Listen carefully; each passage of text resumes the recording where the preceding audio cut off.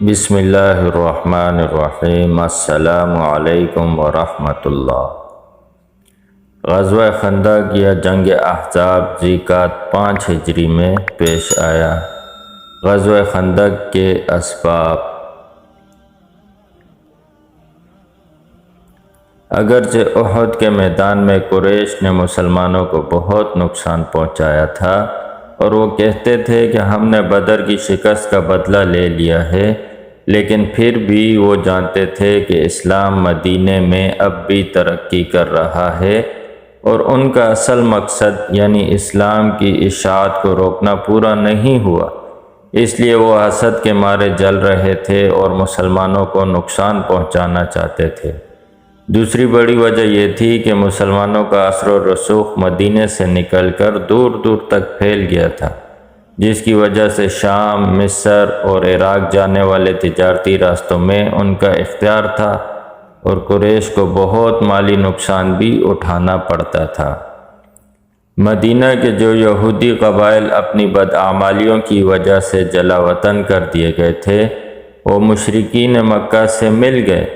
اس کے علاوہ بھی مکہ کے آس پاس کے قبیلے قریش سے مل گئے۔ اس طرح ایک بہت بڑا لشکر تیار ہو گیا اور 2 سال تک مسلسل جنگ کی تیاری کے بعد مدینہ پر حملے کے لیے روانہ ہو گیا۔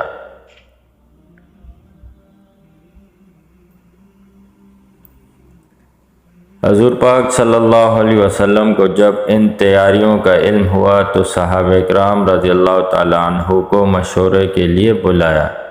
اتنی بڑی تعداد کے مقابلے میں کھلے میدان میں لڑنا بہت مشکل تھا، اس لیے حضرت سلمان فارسی رضی اللہ تعالی عنہ نے رائے دی کہ ایران کے دستور کے مطابق شہر کے گرد خندق کھود کر اندر رہ کر دشمن کا مقابلہ کیا جائے۔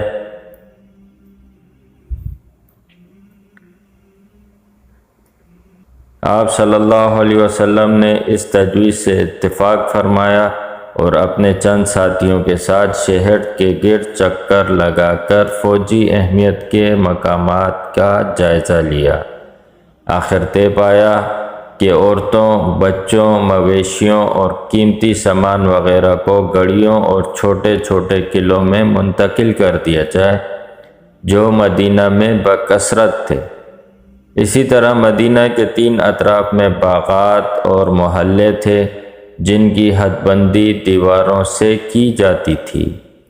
اس طرح دشمن کے اس طرف سے حملے کا خطرہ نہیں تھا، صرف شمالی حصہ کھلا تھا، اس لیے اس طرف نیم دائرہ نما خندق کھودی گئی۔ اس کی تیاری میں حضور پاک صلی اللہ علیہ وسلم نے صحابہ اکرام کے ساتھ حصہ لیا، مٹی کھودی، پتھر ڈھوئے اور بھوک و پیاس کی شدت بھی برداشت کی۔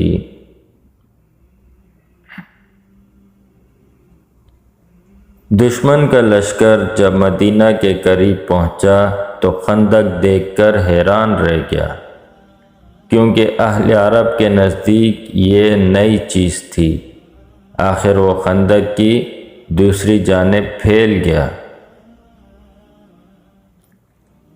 مسلمانوں کے مختلف گروہ باری پہرا دیتے، کبھی کبھی دشمن خندق کے زیادہ نزدیک آنے کی کوشش کر تو تیر اندازی کی جاتی، کبھی کوئی خندق پھلانگنے کی کوشش کرتا تو تلوار سے حملہ کر کے اسے جان سے مار دیتے۔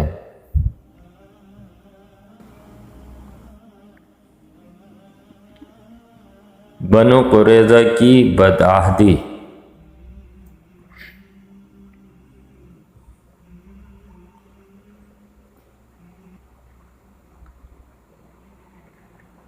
میثاق مدینہ کی روح سے یہود اس بات کے پابند تھے کہ مدینہ پر حملے کی صورت میں مسلمانوں کے ساتھ مل کر کام کریں گے۔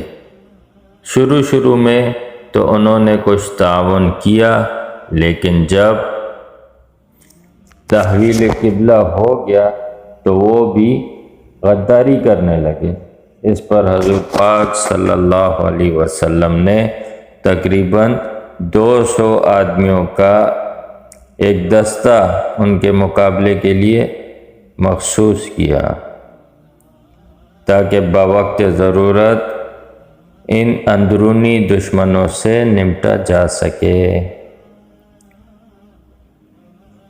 یہودی قبیلے بنو قریظہ نے جب دیکھا کہ مسلمانوں سے مقابلہ آسان نہیں ہے تو ایک دن وہ ان گڑھیوں کی طرف گئے جہاں مسلمان عورتیں اور بچے تھے تاکہ وہ جائزہ لے سکیں کہ ان پر کیسے حملہ کیا جا سکتا ہے۔ ایک یہودی حالات کا جائزہ لینے کے لیے گھڑی میں اترا۔ اتفاق سے حضور پاک صلی اللہ علیہ وسلم کی پھوپھی حضرت صفیہ رضی اللہ تعالی عنہا نے اسے دیکھ لیا۔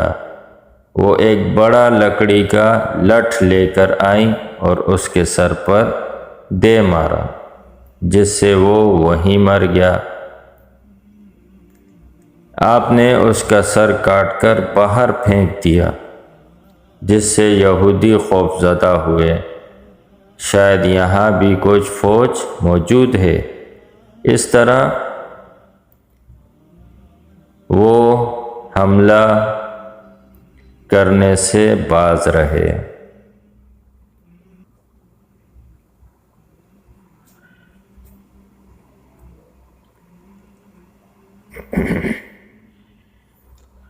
ایک نئی حملی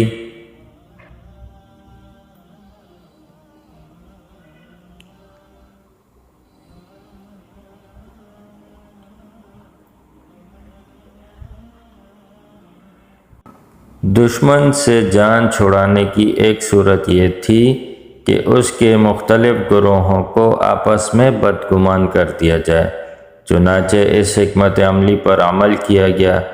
نعیم بن مسعود قبیلہ غطفان کے سردار تھے اور اسلام قبول کر چکے تھے، لیکن اس بات کا بھی کسی کو علم نہیں تھا۔ انہوں نے بنو قریظہ سے کہا کہ قریش کی فتح یقینی نہیں ہے۔ اگر تم نے ان کا ساتھ دیا اور اسی دوران وہ محاصرہ اٹھا کر چلے گئے تو تم تنہا مسلمانوں کا مقابلہ نہ کر سکو گے، اس لیے ضمانت کے طور پر ان کے کچھ آدمیوں کو طلب کر لو۔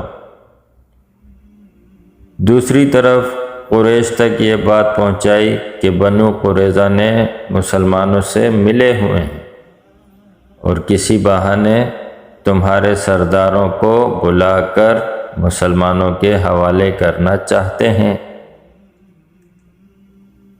اب بنو قریظہ نے جب کچھ سردار بطور ضمانت طلب کیے تو انہیں نعیم بن مسعود کی بات سچ لگی۔ اس طرح بے اعتمادی کی فضا پھیل گئی۔ اسی طرح انہی دنوں بہت زور کی آندھی آئی، سردی کی شدت میں اضافہ ہوا اور بنو غطفان اپنے گھروں کو چلے گئے۔ قریش کے پاس سامان رست کم ہو رہا تھا۔ ان میں مختلف قبیلوں کے لوگ تھے جن کی آپس میں دشمنی تھی۔ محاصرے کی طوالت سے وہ دشمنی پھر سر اٹھا رہی تھی۔ فتح کے امکانات بہت کم تھے۔ 1 مہینے کے بعد بددل ہو کر قریش واپس مکہ چلے گئے۔